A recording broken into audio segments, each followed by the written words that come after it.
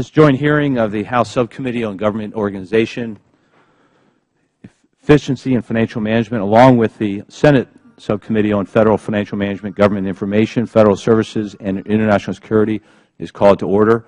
As I've shared with, I believe, all the witnesses, in the name of expediting the process here, we're likely going to have votes on the House floor beginning as early as 11 o'clock, and not wanting our witnesses to have to wait for what may be an hour or more of votes. We're going to try to get through all of our testimony and Q&A before having to shoot over to the floor. But I do want to welcome everybody here and appreciate the planned testimony of our witnesses. Delighted to have this be a joint hearing with our Senate colleagues, and Senator Carper, appreciate you and your staff working with our committee, and also to have the chairman of our full committee, Mr. Issa, and our ranking member, Mr. Towns, with us. In the interest of time, I'm going to submit my formal statement to save time, but would highlight that our real focus here, I would kind of capture, is to really achieve two purposes. How do we do a better job of doing right by our men and women in uniform and their families to make sure they are paid and compensated in an efficient, effective, and accurate manner without the need for corrections after the fact repeatedly, as we'll hear from our first witness, what is in some ways described as just the norm for our military personnel to expect problems with their pay. So how do we do right by our men and women in uniform and their families in that regard, and better protect our taxpayers, all American taxpayers, that their funds that they send here are efficiently handled and appropriately handled, so that we do not have the misuse of funds or the inaccurate disbursement of funds. So two primary goals: do right by the military and their families, do right by American taxpayers, and collectively through this hearing advance that joint effort in the coming months and years, as especially work towards the ability to audit the Department of Defense and all of its related entities by 2017. So with that, I'll yield to the chairman of our Senate subcommittee for the purpose of an opening statement. Thanks, Mr. Chairman. I just want to ask unanimous consent to my full statement be made a part of the record, if I could. And I'll just summarize very briefly. You're good to do this. You're good to let an old House member come back and work with you and my friend Ed Towns and Chairman Issa and others on what I believe it's not the sexist issue, but it's a real important issue.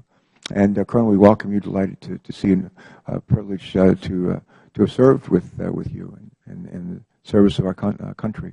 When I served I was in the Navy for 5 years active duty during the Vietnam War, and it was hard during we were in California. We're all over, going to the training command all over the U.S., and in California, our squadron was home based at Moffett Field Naval Air Station, and then off to Southeast Asia, and we would bounce all over the Pacific, from a lot of missions in and out of Utapao, Thailand, and up to the Philippines and Japan and everywhere. And it was hard to keep our pace straight in a war, and given the nature of the business that we were in. So I understand it's not an easy thing to do, and it's made all the more difficult when people were at war and people are deployed and serving combat positions all over the world. It's hard. But having said that, we can do this better. Everything I do, I know I can do better. We can do a better job at this. And we had a very good demonstration yesterday in our full committee, the Homeland Security Committee in the Senate, where our witness was Janet Napolitano, the Secretary of the Department of Homeland Security. They have an obligation to become audit ready by I think by 2014. And their new departments are standing up, and they sort of mesh together. A lot of folks, they call it a dog's breakfast of a department, because it has so many different new elements that have been kind of crammed together to form one. And she announced this week that they were going to be auditable. Their financials will be auditable this year, 2 years ahead of schedule. 2 years ahead of schedule. If they can do that at the Department of Homeland Security, we've got to be able to do better at the Department of Defense in meeting their goal of 2017. God bless Leon Panetta, with whom I served here in the House for a number of years, because he said he's got a tough job. Everybody knows that's Secretary of that department. Secretary of any department is a tough job, but that one in a time of war is about as hard as it gets. And he's also trying to try to make sure that his department complies with the law with respect to becoming auditable financially. The financials auditable by 2017. He wants to beat the date of 2017, and my firm hope is that that will be the case. Among the reasons why that's so important is for us to manage for him or whoever is going to be managing that department in the future. If we don't have good financials, we don't have good accounting systems, we don't have good technology, we're doomed. And we look at these huge budget deficits of still $1 trillion coming down, but still way too much. And we've got to be able to get better results for less money. And this is part of it. It's just sort of like ground zero where it starts. So look forward to a constructive hearing from our witnesses. We appreciate the work that GAO has done on this, and look forward to hearing from our friends from the Army too. And again, the spirit here is if it isn't perfect, make it better. We've got to do better, all of us. That includes me. Thank you. Thank you, Senator Carper. I yield to Chairman of the full committee, Mr. Issa. Thank you. And I too will be brief and submit for the record. I came here for two reasons. First of all, when the House of the People and the other House get together, it means that we have what it takes to move positive legislation all in one room. So it's always preferable to have us hear the same thing and come away from a hearing knowing that we have to act and how we have to act. So the second reason is that, Colonel, like you, I was an enlisted man. Paper leave and earnings statements. In 1970, it was real paper, as it was for Senator Carper. If one piece of paper got ripped out of there, it was gone forever. My enlisted time was fairly uneventful, although I had a lot of TDY and a lot of different supplemental dollars as an EOD enlisted man. But when I was commissioned, I saw the other side of it.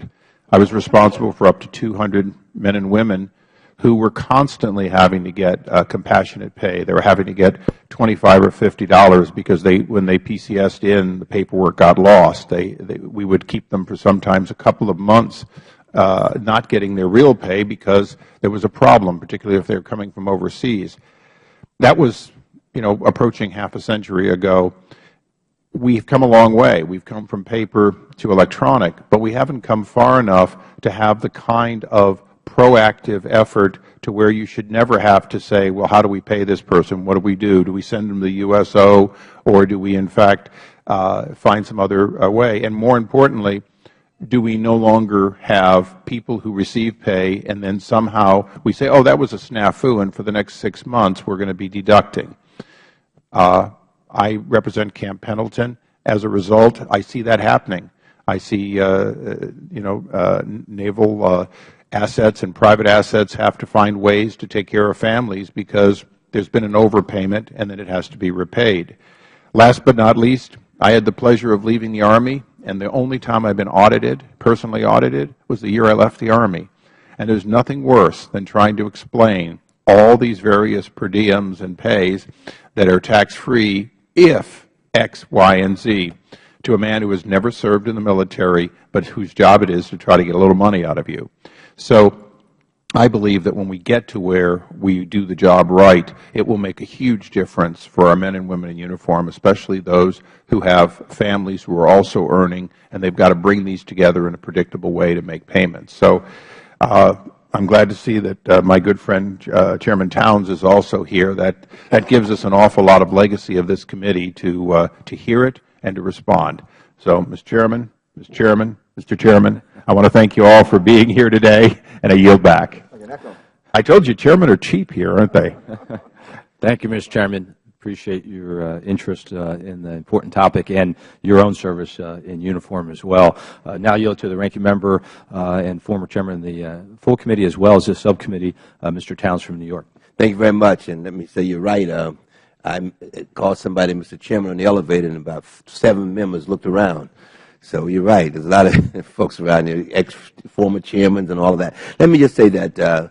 Zucchini, I'm really happy to see you, a person who served in the military more than 50-some years ago, ROTC and all of that, and to have had problems with my own pay while I was in there, of course, on several occasions, I should say. Every time they would transfer me somewhere, I would always have a problem with my check catching up with me, and I was one that needed my check in advance. And of course, and to have to worry about your pay and at the same time defending this country, to me, is just something that should not happen. So I want to salute you for your many, many years of service. We feel that we owe it to our military personnel to make certain that they get paid on time. So I'm happy to see that we have Senator Carper, my classmate, here with me, and of course Chairman Platts, and of course the Chairman of the full committee as well, Chairman Issa. And I think that this is the way we go about it, hearing from people who had these experiences, and at the same time folks on this side of the aisle who committed to try and make certain that the situation changes. So on that note, Mr. Chairman, I will submit my entire statement for the record and look forward to hearing from the witness. Thank you, Mr. Challenge. We will keep the record open for 7 days for opening statements and extraneous material. We are going to move to our witnesses, and for the interest of time, if I could ask not just the Colonel, but all of our witnesses, including the second panel, to stand, and I'm going to swear all of you in at the same time. If you could raise your right hand. Do you solemnly swear or affirm that the testimony you're about to give this committee will be the truth, the whole truth, and nothing but the truth? So let the record reflect all the witnesses answered in the affirmative. Please be seated. Colonel Zucchini, we are delighted to have you here with us. The Colonel is currently serving with the United States Army Reserve, but soon to mark almost 30 years of service in one capacity or another in uniform to our nation. We certainly are grateful for those many years of service and appreciate both the written testimony and your willingness to be here in person today. So we will set the timer for all of our witnesses. It will be at 5 minutes, and because of time constraints, if we can try to stay within that time limits, that will help us get to a chance to have a good exchange with you with the Q&A. So, Colonel, the floor is yours. Chairman Platts, Chairman Carper, Ranking Members Towns and Brown, and members of the two subcommittees, thank you for the opportunity to appear this morning.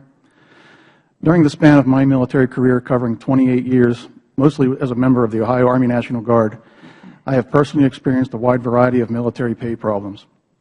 Serving as a traditional guardsman, a full-time active duty soldier, and as a federal technician has provided me with a broad range of opportunities and challenges. In my experience in the military, pay problems are considered a normal part of Army life. Early in my career as a second lieutenant, I was mentored to keep a running travel log to track my pay, allowances, per diem, and travel costs. This guidance proved to be valuable as I began to perform more frequent temporary duty and additional duties with the Ohio Army National Guard. And travel vouchers were sometimes lost or misrouted during processing. For the most part, situations like this were easily fixed at the unit level as long as I could reproduce original claim documents such as orders, pay vouchers, receipts, etc. Later, as a field grade officer, my pay problems became more complex during my first deployment to Afghanistan in 2003. My original mobilization order was not to exceed 180 days, but I volunteered to extend for an additional 6 months. The extension order was published, but my military pay stopped promptly at the end of my original order. It took approximately 1.5 months to have this issue resolved while I continued to perform in Afghanistan without pay. Immediately following my combat tour in Afghanistan, I began a series of missions throughout Southeast Asia and the Pacific Rim, performing humanitarian assistance and humanitarian civic assistance in various developing countries. Several of the countries in which I worked were designated for special allowances, such as hostile fire pay and hardship duty location pay, which varied by amount per location. These pay types were not familiar to me. Upon my return to Ohio in August of 2004, I inquired with my unit administrator, pay clerk, about being paid the additional allowances, but this was also new terrain to the unit. So my inquiry was sent up the chain of command to the Ohio Army National Guard State Headquarters for review by military pay and ultimately to the comptroller. After several months of emails and non-action, I created a spreadsheet which reflected duty locations, orders, dates, allowances, pay, and per diem. All entries were color-coded to reflect status of payment. Several more months went by until I finally had to write a memo to the Ohio Inspector General requesting assistance. I eventually got paid for all requested allowances late in 2005 while deployed in Iraq, approximately 1.5 years after the initial performance of duty. During my deployment to Iraq in 2005-2006, I was assigned to an active duty unit along with a team of 10 other Ohio National Guardsmen. Our parent unit from Ohio was located in Baghdad, while my team was deployed north into Tikrit. 3 or 4 months into our deployment, we were notified that some particular tax was being withheld and that we all needed to complete additional paperwork in order to have the money refunded and the withholding to cease. This process was neither simple nor convenient while working in an austere environment. Dealing with pay problems while in a combat zone is not something that anyone should have to worry about, yet this was my second episode in as many tours. Since resigning and receiving an honorable discharge from the Ohio Army National Guard in June of 2011, my pay problems have continued. Just last week, I received a leave and earnings statement for performance of duty on 5 January 2012, only to learn that the checking account number was entered incorrectly, so my pay was not deposited into my bank account. I just heard yesterday, 2.5 months later, from the Army Reserve Finance Office that they think they have resolved the situation. I have also recently received 4 separate notices from DFAS indicating a debt collection, but there is no indication of the reason or how I should contest these erroneous claims. These debt collections seem to have been initiated by the Ohio Army National Guard, even though I have not been part of this organization since June of 2011. Thank you once again for this opportunity to testify this morning. Now that my eldest son is serving proudly in Afghanistan, I am especially interested to see that he and his fellow soldiers are taken care of properly while performing their duties and without distractions of pay problems. He loves being a soldier as much as I have always loved being a soldier, and I want nothing more than to see him come home again safely. It's all about taking care of soldiers. Colonel, thanks for your testimony and especially your service and now your eldest son's service as well, and certainly Godspeed to him and all who are out there in harm's way on our behalf. In your testimony written in here today about that, throughout your almost 30 years of service, this is kind of the norm, nothing new. Can you share, more often than not, when there is an error of some degree, is it something that more likely you've identified or questioned because of uncertainty and have had to initiate the efforts to correct those errors, or would it be more the norm that the military, whether it be the Guard, Reserve, active duty units that you've served with, that they've caught the errors and then come to you to try to correct them? I don't recall anybody in the military ever coming to me to identify a pay issue. So I would have to say that you have to read your LES, you have to understand what you're looking at, and so where when those problems are identified, it's because of you having to basically, in addition to worrying about the enemy out there if you're in harm's way, is you or your family back home looking at each pay to try to make sure you are getting what you're supposed to, not less, not more, but the onus falls to you and to all of our soldiers, airmen, sailors individually? Correct. The example you give with when you're in Iraq, and in essence your whole team of, I think you said 10 Ohio Guardsmen that were attached, you referenced that in that case it was a tax issue. It was some sort of withholding from Ohio. Yeah. Did that come from back home? Somebody, I believe somebody in Ohio identified that this should have been taken care of at the MOB site, at the mobilization station, and for whatever reason it wasn't picked up, so we had to do the paperwork downrange. And was it a federal tax issue? As I recall, it was some sort of state withholding. Okay. And did you each individually have to then move forward to correct it for your own taxes or in payroll, or was there assistance that, hey, it applies to all of you, we'll take care of it? Each person had to do their own paperwork. Yeah. And each person was responsible to fax it back to the unit, and which made it a challenge when we were spread all over northern Iraq. It was not such an easy task. Yeah, I've had the privilege to visit our troops 11 times in Iraq and 8 in Afghanistan, and I try to get to those remote. I've been to Tikrit, but some of the FOBs and get out there, and one, just logistically doing it in some of this more remote. I think of a base in the mountains of Afghanistan where a young Army captain, Adam King, leading about 70 soldiers, that you either flew in by helicopter or got there by mule, but not a very easily accessible point. And if they're experiencing these type of problems, all the more challenging to correct them, and then the hardship for families back home if the pay is not correct. In your time, have you ever had an instance where because pay was not properly provided to you, that it ended up in a hardship, financial hardship, because of a incorrect balance in a checking account, or are you aware of any soldiers you served with? Well, from my personal experience, the only real hardship that I encountered was when I was in Afghanistan and my pay just stopped for about a month and a half. And I still had a mortgage and I still had bills to pay back home, and Right. fortunately I had a little bit of savings while I was deployed. But yeah, that was a pretty tense period, not knowing when the pay was going to get turned back on again. Yeah. In that example, so where it was delayed, was there any compensation, meaning interest, for the 2 months that were not properly paid when it finally was? No, sir. Okay. Again, appreciate your service and your efforts in being here today, that we do right by your son and all who are and will be serving us. And that's the goal, ultimately, of this hearing and our continued oversight work, is that we do right by those who are so courageously serving all of us. So with that, I yield to Senator Carper.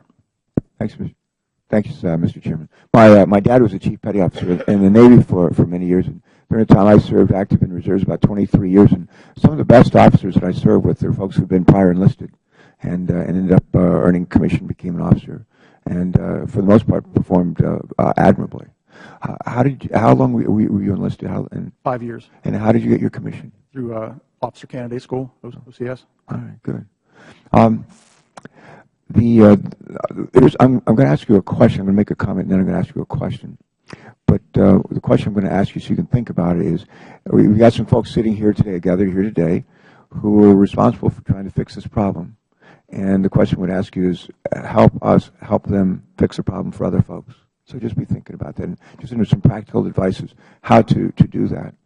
The question I want to ask before that is, my guess is you weren't the only person you served with who's had some problems with pay. We did in my unit, then I presume you had similar problems in your unit. Were the problems of a nature similar to those that you experienced, or were they different? Were there any commonalities, or was it just across the board, wide variety of problems? I can't say that I've ever experienced the same problem twice. Mm-hmm.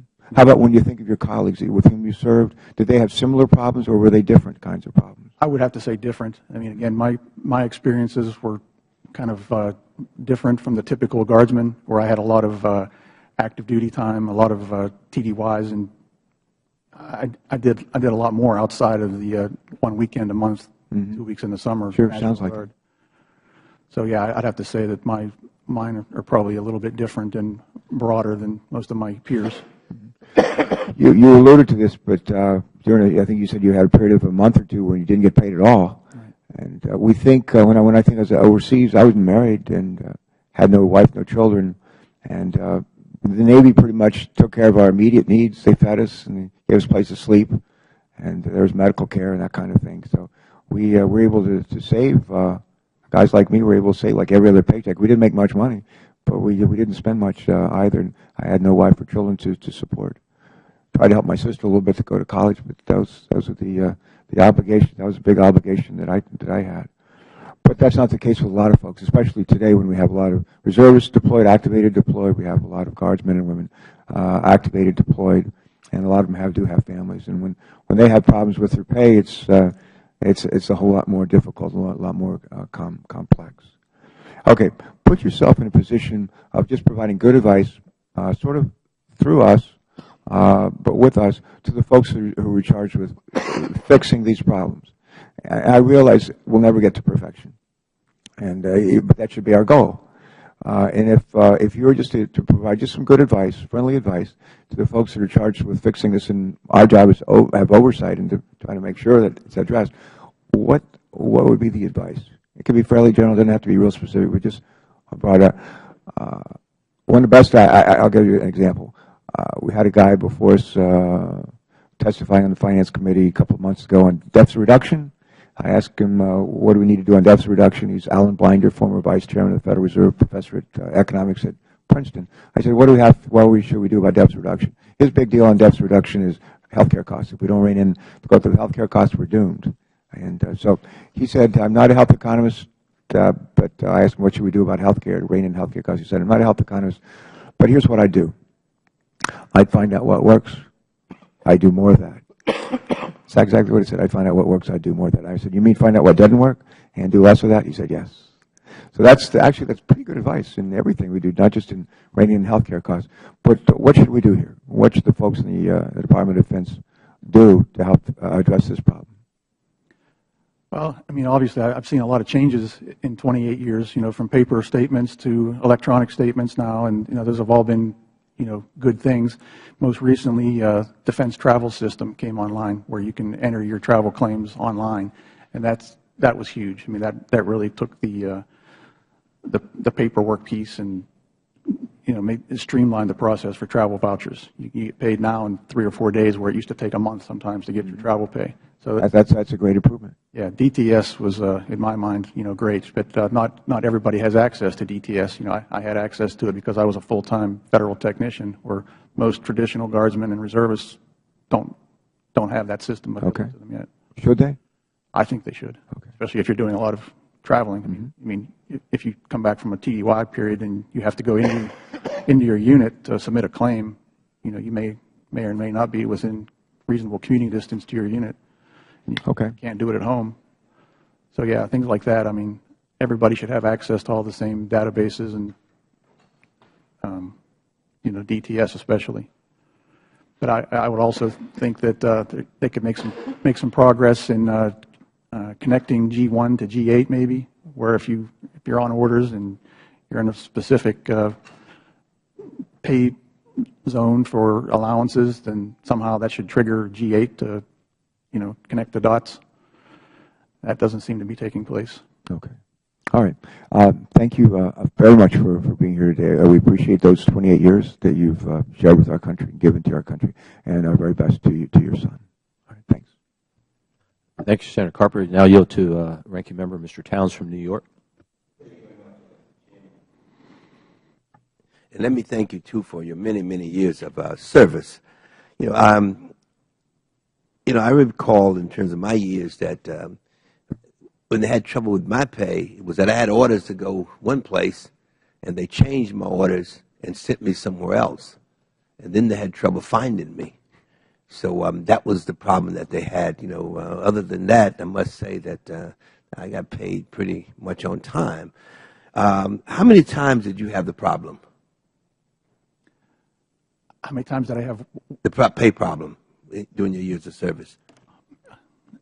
After I started talking to Mr. Tyler last week, I started thinking back in my, career. I gave him some, good examples, the ones I just testified to, but I can think of several other ones that, weren't such a big deal, and they were pretty easily fixed at the unit level. But, I'd have to say. It was so many times you can't remember. Is that what you're saying? Yes. Wow. Yeah. How widespread is the problem, among others? I mean, you hear people talking about pay issues. You hear, just dining, chow hall talk. Somebody always seems to have a pay issue that they're dealing with. How long did it take, the longest period for you to correct your pay? The example I mentioned about my 1.5 months without pay in Afghanistan, that was the longest that I ever, went without a paycheck. But the longest that I ever had to deal with a problem and getting a resolution to the problem was the one where I didn't get my various allowances from my missions in Southeast Asia. That took about 1.5 years. Wow. Could you just walk us through one process in terms of how you went about it to get paid? Just sort of briefly. Of how, what?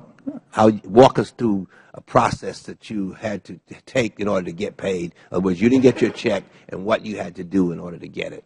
Well, the example that I mentioned about the pay and allowances from Southeast Asia, I was working in Bangladesh and Philippines and all through, Southeast Asia.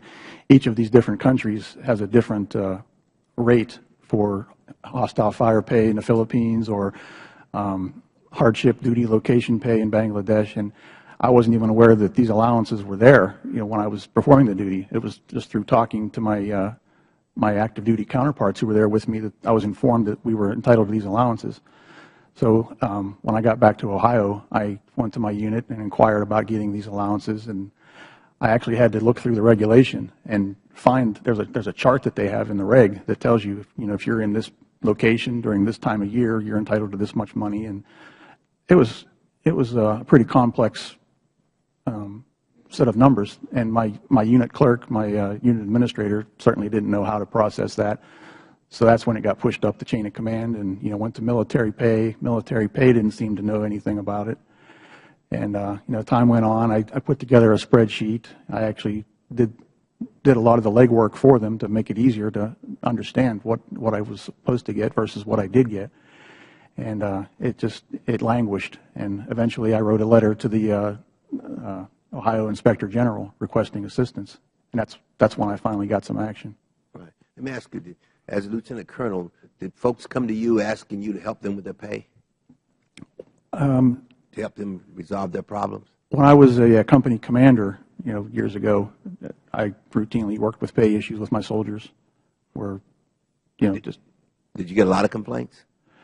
I was a company commander for about 5 years, so that was a little bit longer than usual. And yeah, I'd have to say that over 5 years, I got a fair number of pay issues that we worked through. But most of that we were able to fix at the unit level. I had a unit administrator, pay clerk who was able to fix most of the pay problems at our level. Right. Do you have any suggestions to us or to the folks that will be testifying later as to what might be done to eliminate some of this? Do you have any suggestions? Yeah, 28 years of this. I didn't stick around that long. Again, the guidance I give to my son is the same guidance that I received as a young soldier. Was keep track of all your records, keep track of all your pay documents, and your orders. You never know when you might need this stuff again someday. Right.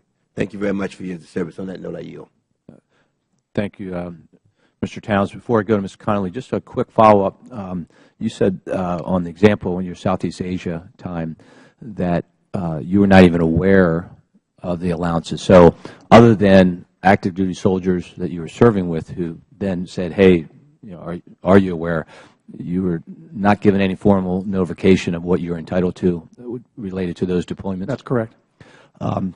And as you worked through it, you mentioned ultimately you had to go to the Ohio Inspector General to assist in getting at what point in that year-and-a-half-long process, how long had you tried kind of working through the channels before you went that route to get it taken care of? I went to my unit initially in August of 2004, and I would say in the very next month in September, it got pushed up the chain to the Ohio State headquarters.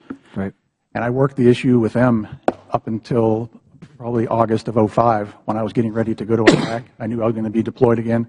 So at that point, I really just had to do something to get. Right. So for about a year, you kind of worked through the regular channels without success. Right.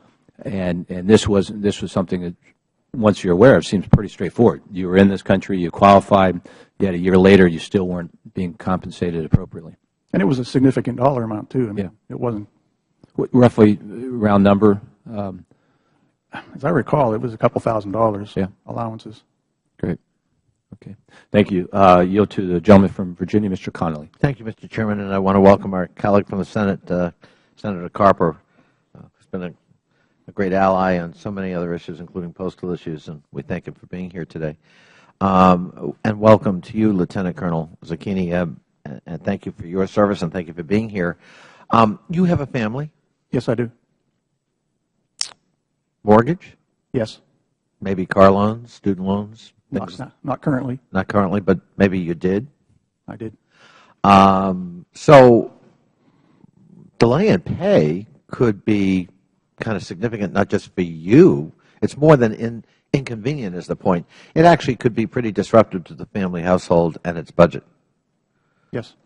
Did that, in fact, are you aware of cases, either your own or others, where that was the case? Well, like the example I mentioned in Afghanistan, where I went about a month and a half without pay. That was a tense period, not knowing how long that was going to continue without pay. So that was the only thing. You know, I'm working with my wife, who was back home, trying to pay the bills and stretch the savings we had for as long as we could. Well, you were on a war front. Yes, sir. Why do you think there are these problems? I have to tell you, I spent 20 years in the private sector. I never once had a paycheck problem. They never once made a mistake about my amounts or my withholding or what name to send it to, whether it be electronic transfer or a paycheck. Why do you think we have a problem in the Pentagon? Well, in that example, I was on orders for 180 days, and I may have overcomplicated the situation by volunteering to extend, but when the order was cut to authorizing the extension, in my mind, everything else should have fallen into place. But pay didn't catch up with the orders. You mentioned that you went to, I think you said the company clerk, but the clerk was not really equipped to resolve the problem. You had to go to a higher level. Right. Does the Army not have, or do other services not have, people designated as ombudsmen to try to help the men and women in uniform when they have this kind of problem? Well, at the state headquarters, that's my understanding. State headquarters? Ohio National Guard state headquarters. There's a. But I mean, if you're in Afghanistan, oh, yeah. Going back to state headquarters in Ohio is a bit of a challenge. Yeah, I would think. The pay issue that I had in Afghanistan, the active duty finance people did work with me on that one and got that one resolved in the end. On site? On site, right. But you still went, what, a month and a half, you said? Month and a half.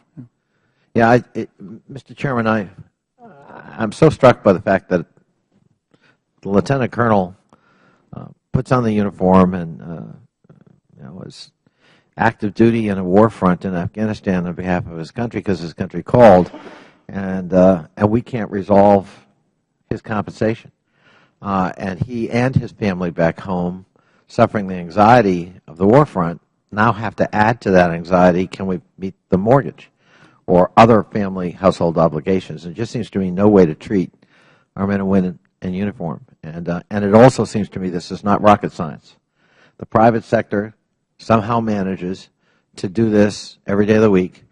As I said, I worked for 20 years in the private sector. I never once heard a complaint about a mistake. Maybe there were some. I'm sure there were.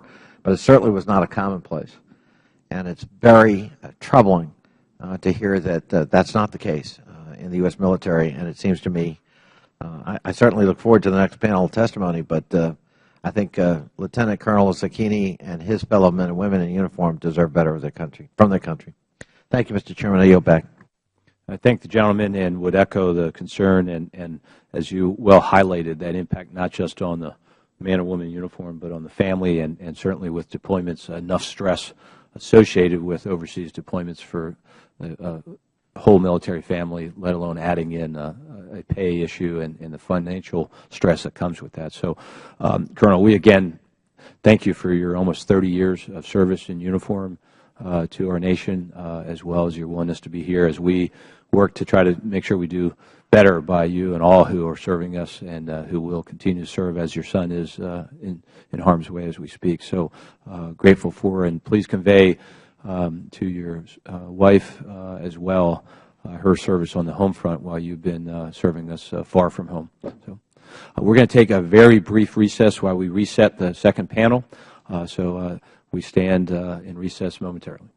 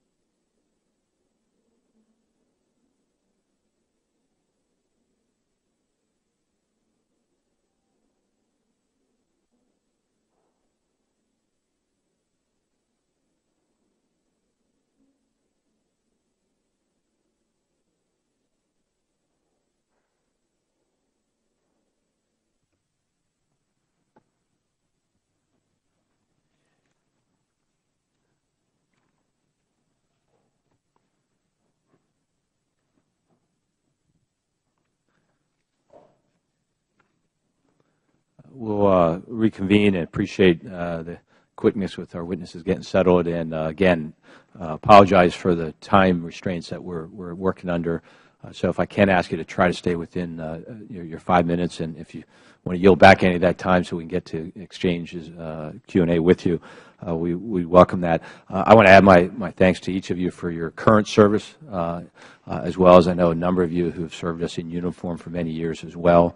We're very fortunate by that commitment to our nation and your fellow citizens, both now as well as in the past in uniform. So thanks for being here and being part of this process. We're going to go right into your testimony. So Asif Khan, Director of Financial Management and Assurance at the Government Accountability Office. Thank you, Chairman Platts and Carper, Ranking Member Towns, and Congressman Connolly. It's a pleasure to be here today to discuss our just pull your mic a little closer and just make sure the green light is on. I'm sorry. Is this better now? So, yeah. Maybe just up a little bit higher to help. So, and I apologize. I'm at the tail end of battling a bout of pneumonia, and so both my cough I apologize for, as well as my ears are still a little impacted. But great. Well, thank you. Let me start again. Good morning. It's a pleasure to be here today to discuss our work on the challenges in assuring the accuracy and validity of Army's military payroll. Deficiencies in Army payroll processes and control were most recently reported by GAO in 2009 and by DoD Inspector General in 2011. Such deficiencies increase the risk of inaccurate and invalid payments to Army military personnel and impede the Army's efforts to prepare an auditable statement of the budgetary resources, the SPR. The SPR is one of the principal financial statements required of major government agencies, including the military components of DoD.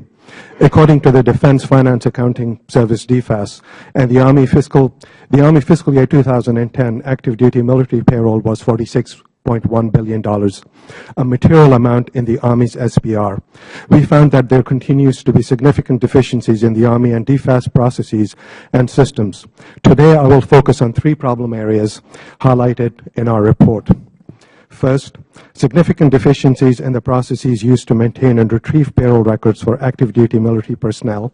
Second, problems in the automated systems used to store, process, and report in these records. Third, the lack of supporting documentation for payroll transactions. To test whether Army's payroll processes were effective in making data readily available for an audit, we requested a list of service members who had received active duty pay in fiscal year 2010. DFAS staff made 3 attempts to provide us with a complete and accurate file. The first attempt included more than 11,000 duplicate accounts. The second attempt found over 28,000 more accounts than the first. Finally, with the third attempt, we were able to perform reconciliation procedures that satisfied us that the data were reasonably complete. The inability to readily provide this information, if not effectively addressed, will impede the Army's ability to meet the 2014 SBR audit readiness goal. Non-integrated systems and cumbersome processes also contribute to the Army's difficulty in maintaining and reporting timely, accurate, and complete data. The Army's pay and personnel system, for example, are not integrated. Active duty payroll data is maintained in one system. Personnel data is compiled from several systems that are fed data from the recruit reception office in each battalion and from at least 45 other feeder systems and spreadsheets. Comparing and reconciling the pay and personnel data requires labor-intensive research. It took the data center over 2 months to confirm that all service members who received active duty military pay in fiscal year 2010 had an active duty personnel file for one of the personnel systems. The third problem is supporting documentation, which is a fundamental control over all financial accounting and reporting. It provides evidence that a recorded transaction is accurate and valid. To test this control, we selected a sample of 250 service members' records and requested the related leave and earning statements and also documents that support basic pay, allowances, and entitlements. After initial difficulties in locating the documents, we suggested the Army focus on the first 20 pay account sample items. After further delay, we narrowed our request for documents to the first five sample items. As of the end of September 2011, 6 months after our initial request, we were able to obtain a complete documentation for 2 of the 250 sample items, partial support for 3, and no support for the remaining 245. Without support documentation, the Army cannot verify the validity of its payment and is at increased risk of payments to the wrong persons or in the wrong amounts. Further, without documentation, the Army will not be able to pass an audit of its SPR. DoD has recently taken important steps towards improving financial management at the Department and its components. The Army has begun efforts to prepare for the audit of its SPR by 2014 and ultimately all principal statements by 2017. Other military components such as Air Force and the Navy share some of the same processes and system risks as the Army, and they also will need to resolve significant problems before their SPR are auditable. Chairman Platts, Carper, Ranking Member Towns, Congressman Connolly, this concludes my prepared statements. I would be happy to answer any questions that you may have at this time. Thank you. Thank you, Mr. Khan. Next, Mr. James Watkins, Director of Accountability and Audit Readiness at the Department of Army. Thank you. Chairman Platts and Carper, Ranking Member Mr. Towns, members of the committee, especially my own representative in Congress, Chairman Connolly, or Representative Connolly. Thank you for the opportunity. This is a very fine man, Mr. Chairman. Doing a good job. Thank you for the opportunity to testify today regarding Army military pay, audit readiness, and our commitment to achieving auditable financial statements. Secretary McHugh, Army Chief of Staff Odierno, Undersecretary Dr. Westphal, the Assistant Secretary for Financial Management and Comptroller, Dr. Mattiella, and all of our senior leaders are committed to achieving auditable financial statements, including the Army's military pay business processes. I also thank the Government Accountability Office for their military pay audit. We concur that the Army faces challenges in achieving audit readiness for military pay. The military pay audit provided additional insight with specific recommendations to address deficiencies. We concur with the GAO findings and have included their recommendations in the Army's Financial Improvement Plan. While we are confident that we do a good job paying our soldiers the right amount of money at the right times, we know we have a lot of work to do to prove it via an audit. Military pay at approximately $50 billion annually represents a significant component of the Army's Statement of Budgetary Resources. Because of the amount of resources dedicated to and the importance of military pay, the Army and the Defense Finance and Accounting Service must ensure controls are in place to continue paying soldiers the right entitlements in the right amounts at the right time and to accurately report these transactions on the financial statements. This requires teamwork between Army, DFAS, and the Office of the Undersecretary of Defense Comptroller. Our progress to date includes working with DFAS to develop and document a repeatable process for identifying the total population of active duty military payroll accounts each fiscal year. In fact, the Army and DFAS in October of 2011 implemented a monthly reconciliation of all detailed military pay transactions to the summary financial reporting records. This process improvement represents a significant accomplishment in advancing the Army's audit readiness efforts. Other initiatives include documenting the military personnel and payroll business processes, identifying the key pay-related substantiating documents, and standardizing the procedures for maintaining these documents. As part of this effort, we are creating a matrix that identifies the relevant substantiating documents and the retention location of those documents for each payroll entitlement. The matrix will simplify the retrieval of documents to demonstrate proof of military pay and assist in our response in future audit requests. Finally, we are reviewing all policies governing the storage and retention of key documents to ensure policies, processes, and supporting business systems enable timely access to substantiating documentation in a cost-effective manner. The pace at which the Army has supported financial improvement the past 3 years is unprecedented. In the more than 30 years I have served in the Army, including 27 years as an infantryman and a finance officer, and 6 as a civilian in the financial management and audit readiness community. With critical help from Congress, GAO, OSD, and DFAS, we have generated the necessary momentum across the Army to achieve the goal of financial improvement and audit readiness. We have dedicated appropriate funding to meet this goal. We have established a robust governance structure. We have shifted the culture of the Army towards greater personal and collective accountability. The Army senior leaders are actively engaged in ensuring we meet Secretary Panetta's directive of an auditable statement of budgetary resources in 2014 and all financial statements by 2017.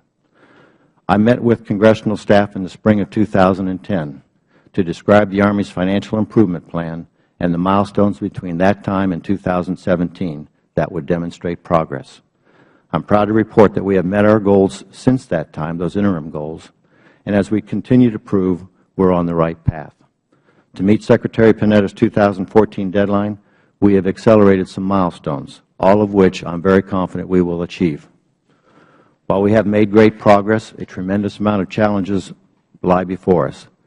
As Mr. Kahn pointed out in last July, 2011, in front of the Senate Committee on Armed Services, I am personally committed to this historic effort to improve financial management in the Army, to enhance support to soldiers, and to improve accountability to the American taxpayers. I look forward to working with you to ensure Army success, and I welcome your questions. Thank you, Mr. Watkins. Next, I have Ms. Jean Brooks, Director of Technology and Business Architecture Integration at the Office of Deputy Chief of Staff, G1, Department of the Army. Thank you for being here, Ms. Brooks. Good morning. Chairman Platts, Chairman Carper, Ranking Member Towns, and Congressman Connolly. Thank you for the opportunity to testify today regarding the audit readiness of the Army's military pay appropriation and the draft report issued by the Government Accountability Office. Military pay is a significant portion of the Army's budget authority, and we are committed to providing an accurate and comprehensive accountability of the monies authorized and appropriated by Congress for the purpose of paying our most valuable assets, our soldiers. The Army G1 is working diligently with the Assistant Secretary of the Army for Financial Management, Dr. Matiea, and her point person on audit readiness, Mr. Jim Watkins, to ensure that our G1 processes, systems, and procedures that impact military pay fully support the effort to be audit ready for the Statement of Budgetary Resources by 2014 and for all financial statements by 2017. We are using the financial improvement and audit readiness principles to guide our efforts. We appreciate the balanced and constructive approach used by GAO in assessing our audit readiness for active duty military pay. The dual focus of GAO was to validate the accuracy of the population paid and to verify all documentation for entitlements received. GAO highlighted that these two areas currently being worked in support of the overall audit readiness require significant additional emphasis. In the short term, we are aggressively analyzing the expansion of our Personnel Enlisted Records Management System, or IPERMS, to address the GAO finding of the document storage shortcomings. This analysis has focused on the inclusion of pay-supporting documentation as well as the personnel documentation already being captured. Our current process for capturing pay documentation is paper-centric, and it relies on the National Archives and Records Administration storage facilities. This process is outmoded and cumbersome and does not support our move to the auditable environment. Additionally, the Defense Finance and Accounting Service and the Army's Human Resources Command have processes in place outlining the procedures that are required to validate the Army's pay accounts against official personnel records. These agreements have been in place for a number of years. Currently, we are validating the efficacy of these comparisons in today's environment.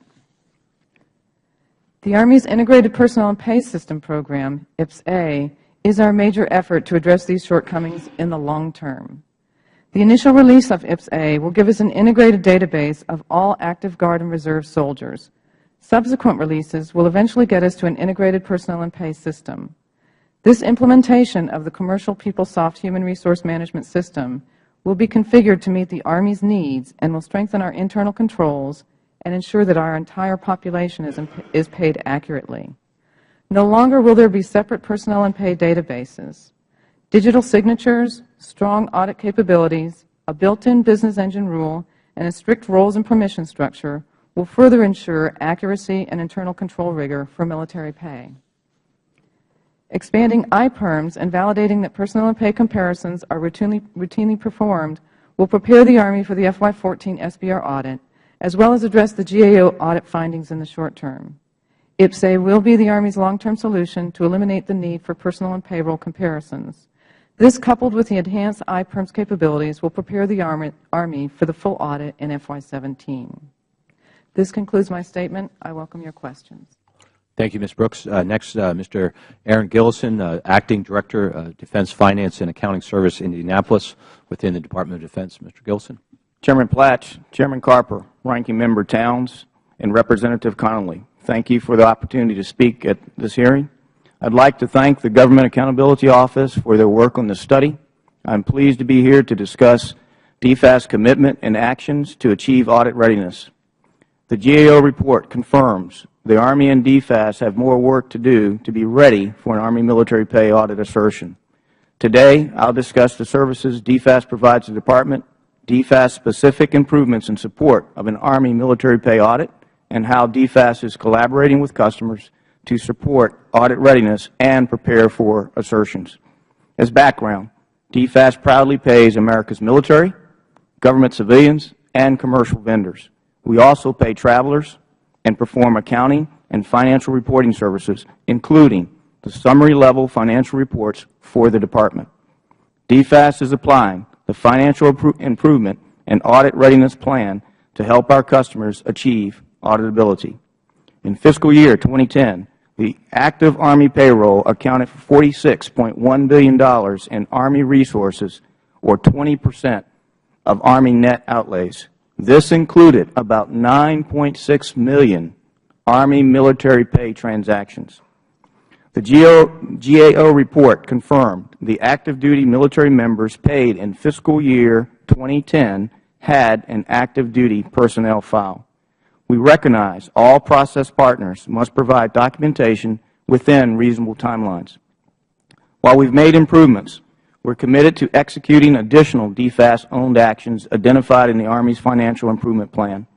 To improve the audit process, the Army and DFAS will use data query capability against the Master Military Pay Account, which is the backbone of the Joint Military Pay System. In addition, our team is developing a matrix that includes entitlements, supporting documents location, and the responsible organizations. We'll use this matrix to clarify roles, responsibilities, and acceptable standard retrieval timelines. These steps, coupled with the Army's electronic document repository for personnel actions, will help get documents to auditors more quickly. There is a weekly reconciliation of Army military pay directly to the personnel system. In October 2011, DFAS also implemented monthly payroll reconciliations that trace active duty Army payroll from the military pay system to the accounting system. This extracts soldier-level data for all pay and allowance categories and includes all records. Generated and archived each month, reconciliations can be extracted for a single payroll period or combined to create a population for broader time period, providing an easier way to sample the transactions. DFAS established a senior executive as Director of Audit Readiness to provide oversight and guidance for agency support to the Department's audit readiness. DFAS is collaborating with process partners on systems reviews using the GAO Federal Information Systems Control Audit Manual.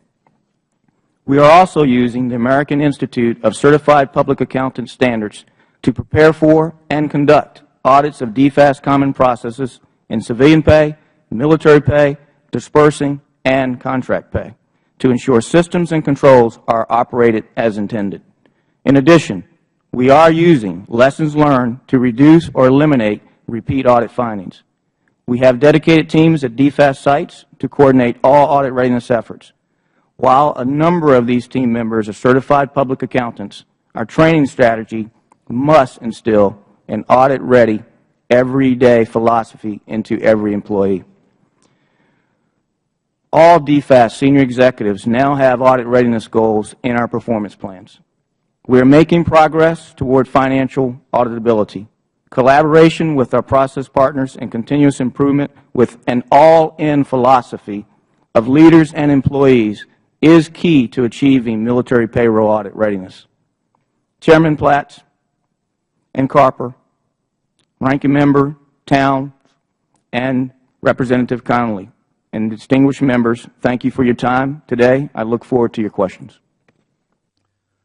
Thank you, Mr. Gilson. Go right to questions. Yield myself 5 minutes as, again, we try to beat the clock here with the floor votes. I want to say up front that, I certainly appreciate that each and every one of you is committed and determined to make sure we get this right, and that, we all share that goal, and our exchange here is trying to identify how do we better achieve that goal. Mr. Gilson, I'm going to start with your written testimony and your reference here, and Mr. Watkins, you alluded to it as well. But in your written testimony, Mr. Gilson, you make the statement why we did pay these members correctly.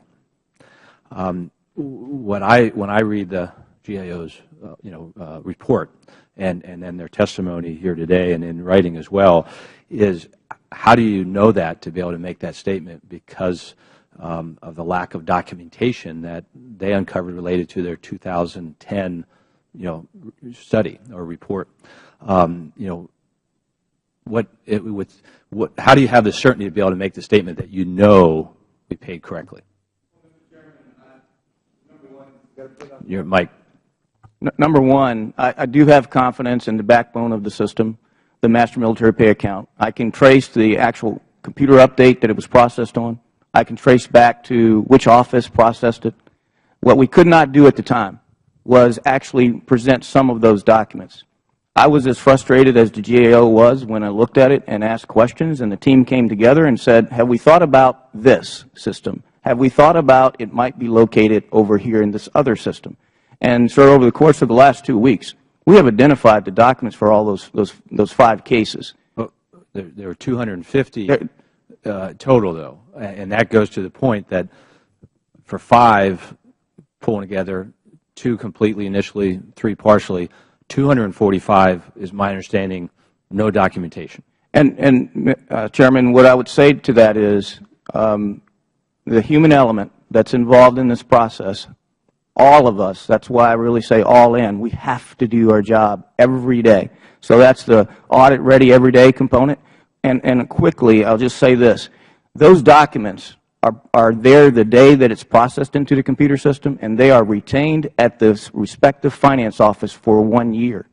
That very next morning, you know it's there because you do a comparison. Well, then we ship it off. I apologize for interrupting, but I think that's the issue here. One is for internal controls work, you got to be able to go back and say not just that we believe when that payment was made, the document was there to justify the payment, but that we can go back and do the audit and say, yes, it was and still is.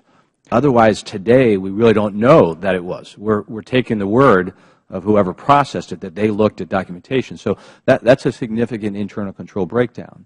And that's why I asked you about the statement, because we really can't say, and when we look at the number that on average, I guess in 2010, 364,000 cases that were not all directly payroll related, but my understanding majority, we've got some serious challenges here, and I appreciate that's what we're working through and trying to address. But I think we've got to be cautious in saying we can't say today that we know we paid all of our military accurately, because we know we haven't based on facts brought to our attention, and that's what we're really trying to get after here. Because you also talk about and was referenced in a couple of testimonies the changes in October 2011, and if we went and made the same request today that GAO made for the 2010 records, how quickly could you provide me for, if I picked out any soldier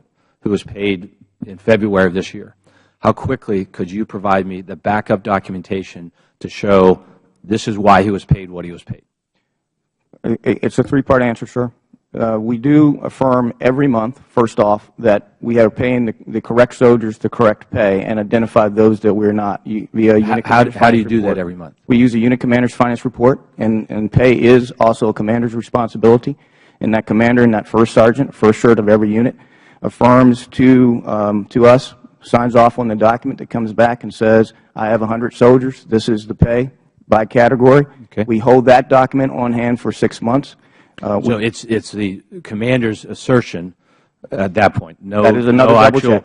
not the root documentation or the source documentation you don't have at that point. We also are supposed to retain it. The key word is supposed to retain it within the Finance Office for 1 year, and then we ship it to the records holding. And as far as being able to support a GAO audit or a public accounting firm audit at this point, with the capability we've built, we can pull out and say that the following 1,000 soldiers or 600,000 or 590,000 soldiers have received this amount of pay by this category of entitlements and allowances traced to the accounting system.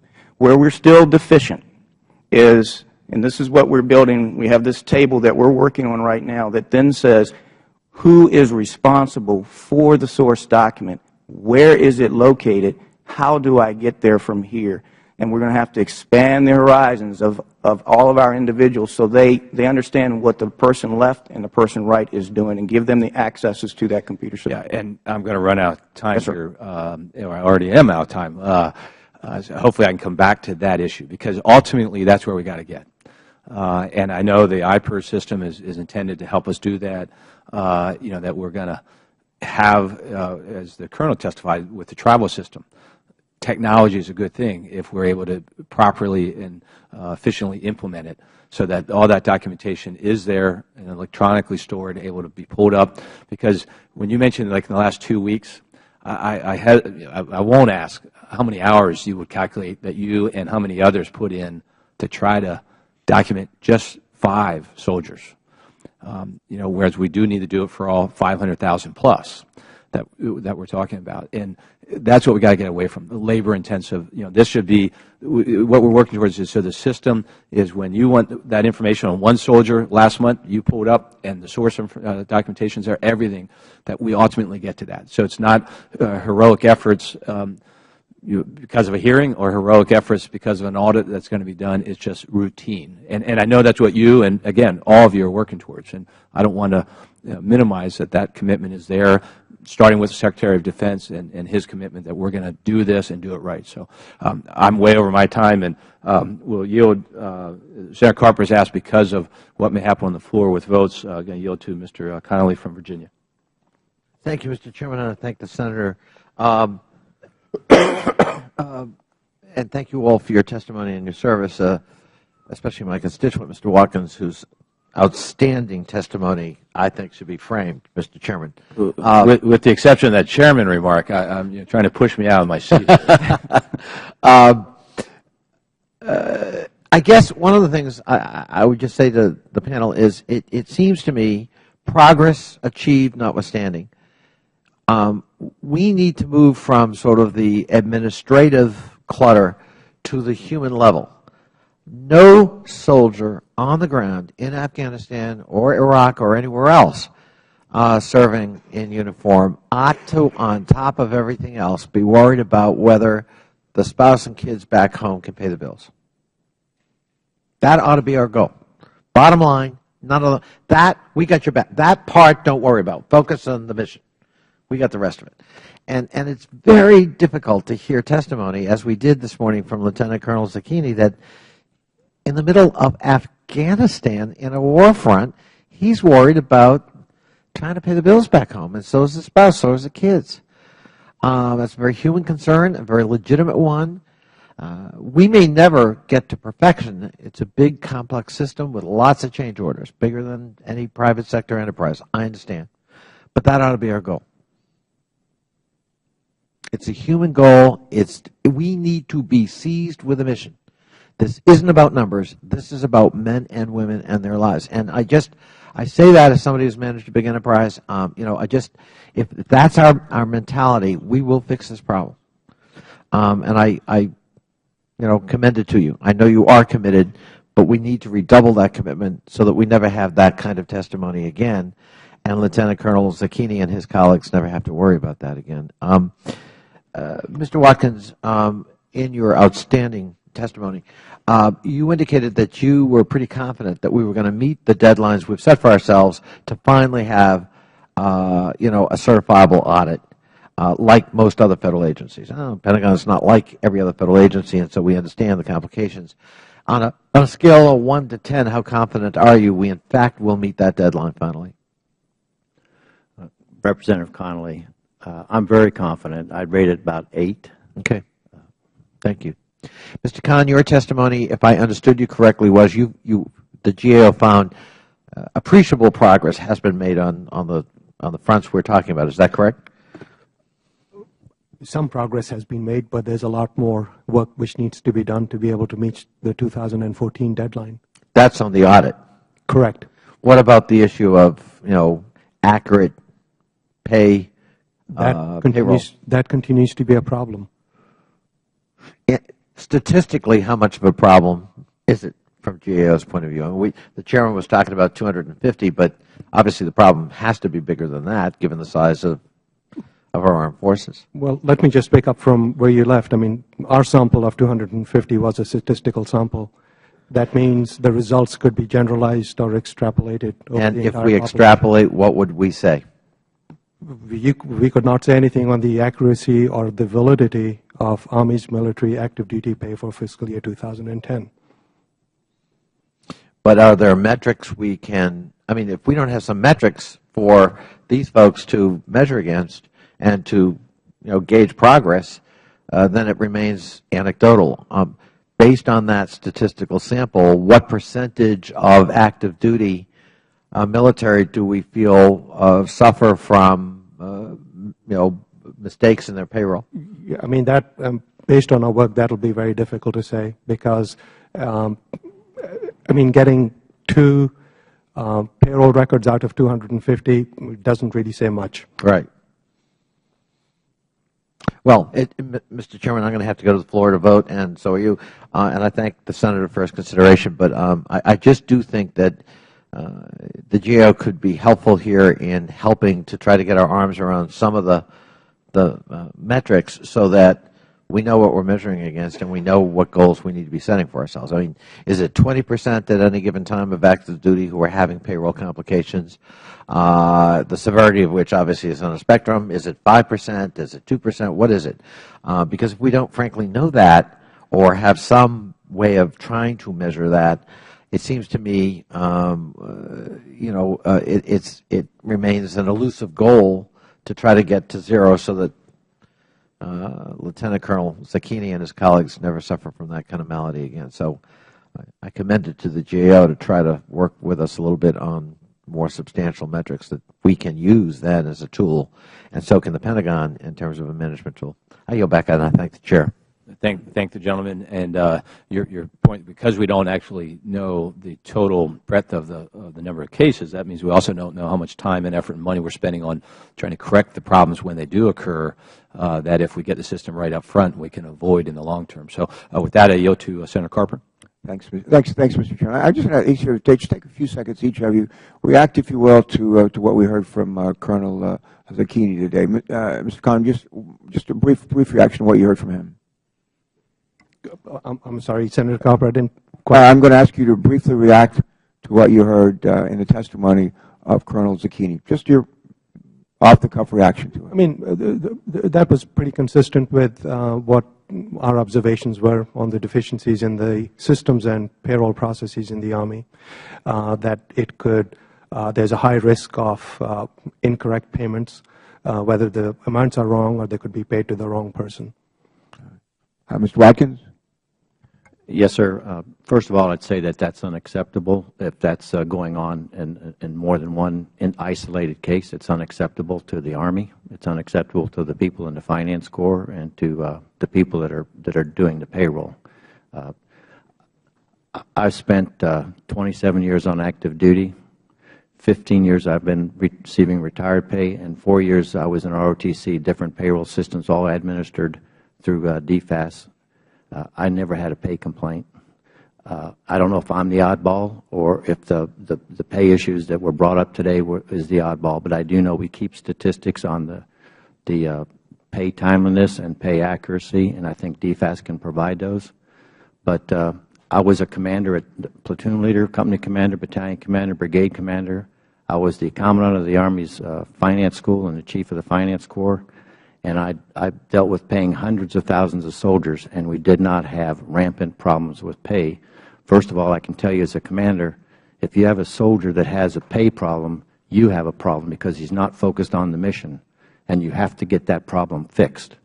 And when I was a finance officer at the 5th Corps in Germany, at 2nd Division in Korea, and in I Corps at Fort Lewis, if on payday we had long lines, that indicated we had a problem, but we didn't have long lines.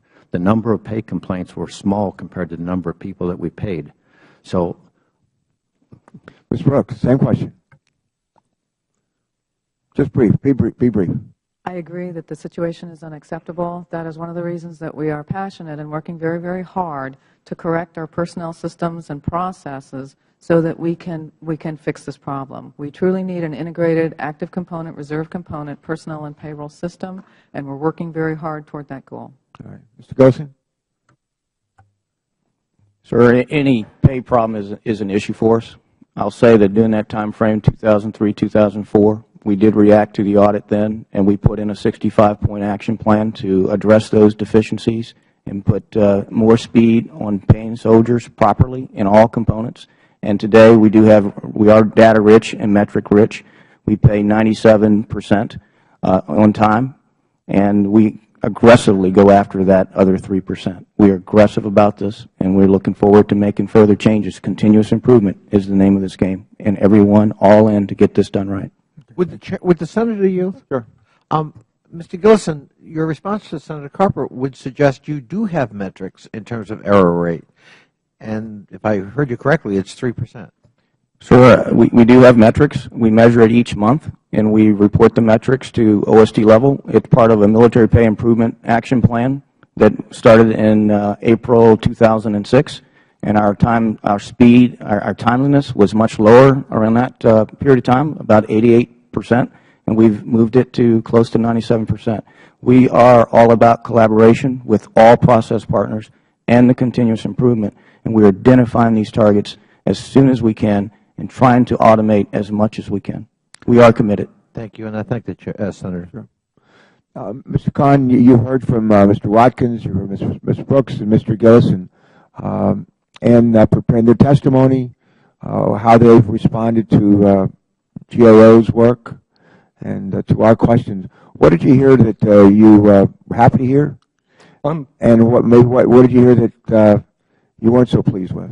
I was pleased to hear with the response, both from DFAS and the Army, and the expectation is if they follow through with the commitment, they should be able to see some results in the short term. At the same time, this is a real problem. I mean, the length of time it took to produce the documentation, it's not really going to enable an auditor to stay there and to be able to give a valid audit opinion in a timely fashion. And the other one is the issue of supporting documentation. Regardless of the robustness of the system, the auditor will need access to the supporting documentation, the underlying records of the information which is maintained in the system. So those are the 2 points which need to be recognized. One is the timeliness, and the other one is the accuracy and validity of the information in the system. All right. I think, Mr. Khan, in responding to the GAO's work, the Army official letter said to GAO, and I'm going to quote, it says, "We appreciate your confirmation that no significant issues were identified in your review of the military pay accounts for the Army." That's part of what it said. We appreciate your confirmation that no significant issues were identified in your review of the military pay accounts for the Army. I think based on what we've heard from you and some from the Colonel, it just seems like a bit of an odd comment based on your testimony. Do you believe, as the Army stated, that your audit showed no significant issues? Our report has been very clearly in highlighting the deficiencies in the Army's processes and systems.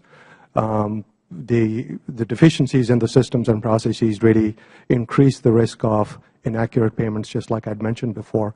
So that, along with the timeliness with which the information is provided, those are very significant issue, both towards the accuracy and validity of the information in the system, and also to be able to get ready for an audit, whether it's 2014 or 2017. So the issues that we have highlighted, they're very significant. All right, thank you.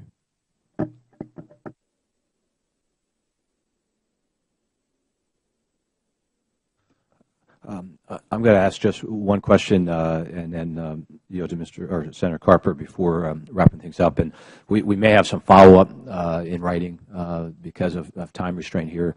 And Ms. Brooks, I know a key here is the integrated personnel and pay system that you're moving forward with, that will ultimately combine both active, reserve, guard, and then ultimately also payroll and personnel records. You talk in your testimony that that's kind of in process or progress. What's a time frame that we see for that implementation? The IPSA program will be fielded in five. A little closer to the mic. Oh, sorry. It will be fielded in 5 different releases. Acquisition-wise, there are 2 increments. The first release will be an integrated database, and it will be populated from the existing legacy databases. That first capability will be available around March of 2013. Then each year we have increasing capability. In 14 and 15 we have added personnel transactions. Those transactions are critical to eventually get to payroll. In FY16 we will move on to the payroll piece of the program, and we will move off of DJMS, the DFAS-based system. So when we look at the 2014 mid-step to getting to a full audit, budgetary resources, we're really going to be in the early stages of this system being even started. Correct. Okay. So that's not going to help us really get to that audit capability that we're talking about in 2014 that Secretary Panetta has laid out. That's correct. The integrated database will help us to some extent, but it will not give us those transactions.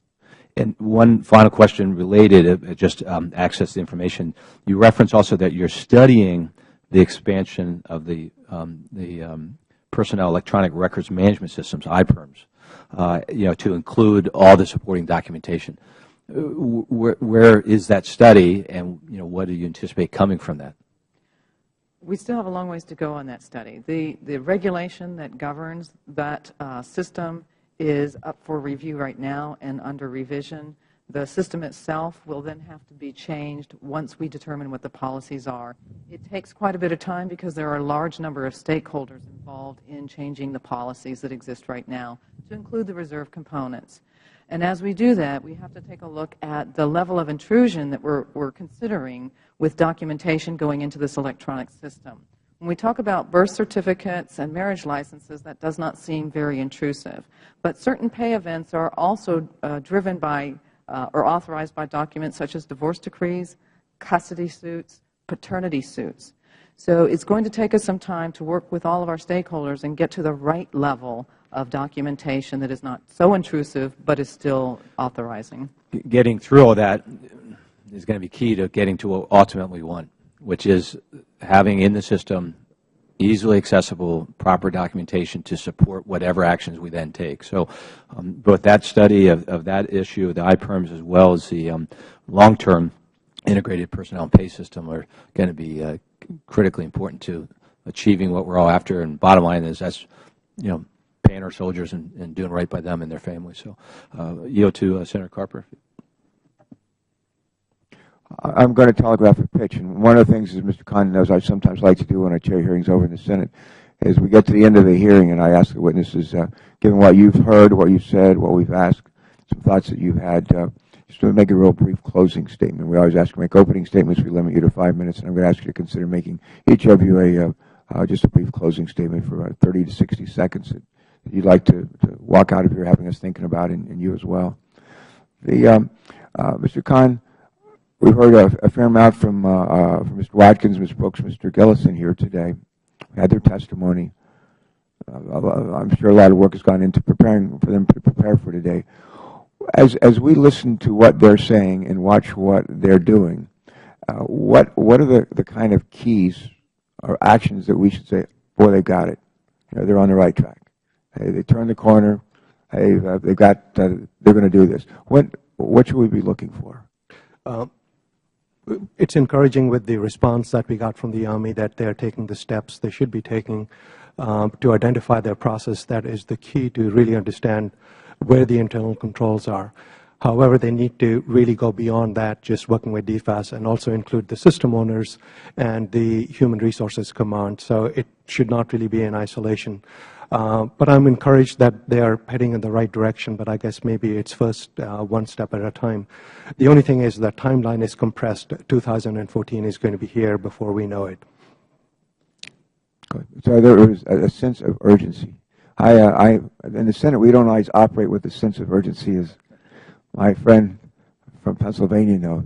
And as a recovering governor, it drives me crazy sometimes. And I'm sure I drive my colleagues crazy as well sometimes. But as much as anything, I want to really impart a sense of urgency to you. I think that's what Secretary Panetta is trying to do as he takes on his responsibilities here.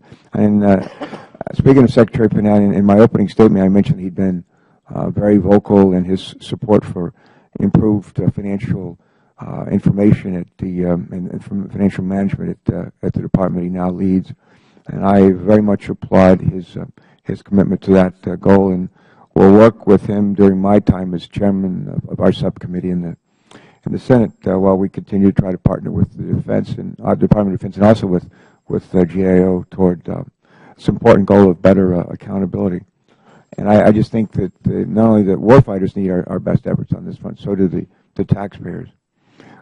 Mr. Watson, you've sort of alluded to this already, but I'm going to ask you just to restate it or just build on what you said already. But can you just again tell us what changes are forthcoming, and how the new Army payroll and other related systems will be improved to meet Secretary Panetta's commitment to not only meet the 2017 goal of auditability, but to meet the Secretary's challenge to the Department of being auditable before 2017.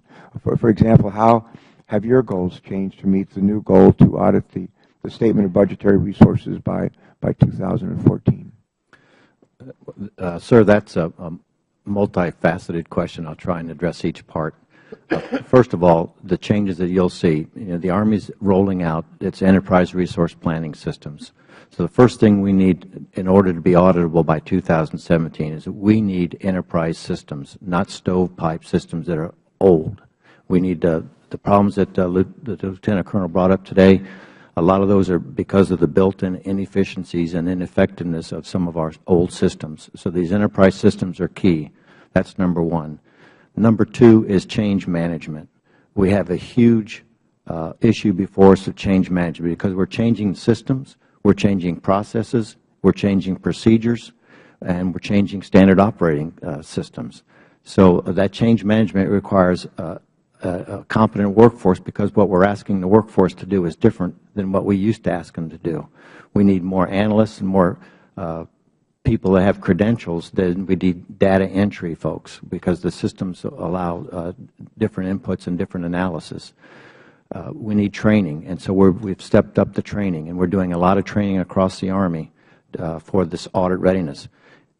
237 years the Army has never had a financial statement audit. We've never been asked to until recently with the law passage, recent laws.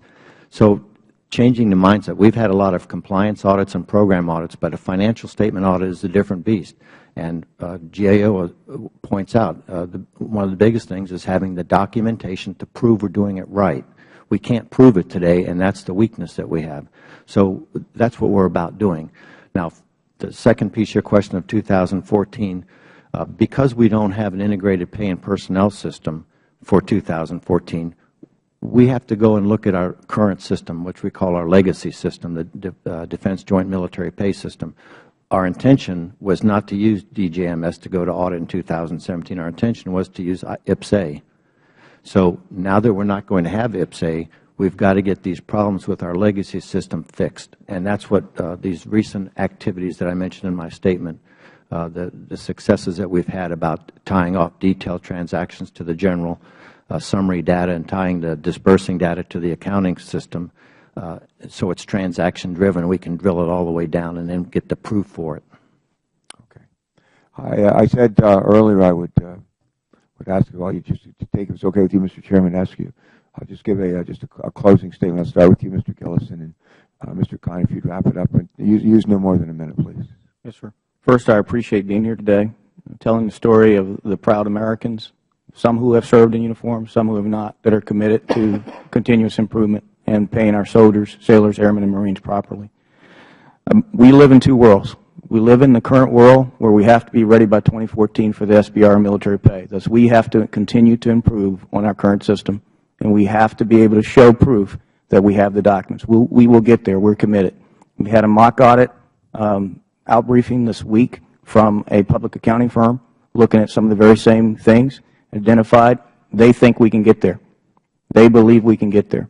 We're going to do a SSA 16 study with accounting, looking at military pay by September 2012. That will position us so we can do corrective actions in 2013, and we're ready in 2014. I'm more on the scale of a paratrooper on top of a hill, knowing that we're going to achieve the mission. I have no doubt about that with the personnel that we have and the commitment. Good. Thank you. So we say in Delaware, from your lips to God's ears. Good. Ms. Brooks. I again would like to Microphone. Oh, I know you don't like to use it. Close enough. I would again like to thank you for the opportunity to appear here this morning. We are very, very committed to making sure that things are correct on the personnel side and on the pay side, and eventually the integration of the personnel and payrolls. We need the additional support for our ERP programs, as Mr. Watkins has explained, and we appreciate the oversight that we are getting from GAO, because they are going to collaborate with us and help us so that we achieve our eventual goal, whether it's in the near term with things that are less automated, in the long term when we get our fully fielded personnel and pay system. All right, thank you. Mr. Watkins. Yes, sir. First, I'd like to thank you and the committee and the staffers who have been working with in preparation for this hearing. Even Peter Tyler? Even Peter. Even Peter. I've been working with Peter for over 2 years now because of other hearings on your side. My heart goes out to you. No, he's great. He's great. He is, and I've enjoyed working with him, and I enjoy looking forward to the continuing relationship. But my message is there's an old expression when I first came in the Army. It said the organization only does well those things that the boss checks. And I think it's very important for the Congress to continue its oversight and conduct these hearings, because that's given impetus to this change that we're undergoing. And I think it's important that Congress continues that, because our leaders have the message, our leaders are committed to it, and we're checking and we're getting better. And I think the future is brighter today than it was 2 years ago. That's good. Thank you. Mr. Khan. Thank you very much. I'm really encouraged with the tone of this hearing and with how the Army and DFAS responded to our findings. At the same time, it's very important that the follow-through and commitment exists. We obviously will be providing our oversight. Our work was done with the spirit of providing constructive advice. At the same time, just I would echo what Mr. Watkins said, those in charge with governance and oversight, it's very important that they stay involved so that the pace of progress continues, and if there's any help needed by the auditee, that's provided on a timely basis. Thank you. Thanks. We appreciate very much the work that you and your colleagues at GAO continue to do with us and for the American people on so many fronts. And I would also say that I'm encouraged by the tone of the testimony here and the comments that we're receiving from everyone. Sometimes, Mr. Chairman, I've seen this, and I'm sure you have too, where GAO will come in and have done a very good job on an audit, and the folks who are coming from the agency that's about whom the hearings being held are in like a state of denial, and they're not really acknowledging they have a problem, blaming somebody else or this reason or that reason, and we're not hearing that today. As we leave here, I just want us to keep in mind the men and women who are serving us all around the world, some places not in the middle of hostility, not in imminent danger, but in some places in real danger. And in some cases, they're single, they have no wife, no husband, no children, no dependents. Some cases, they have all the above.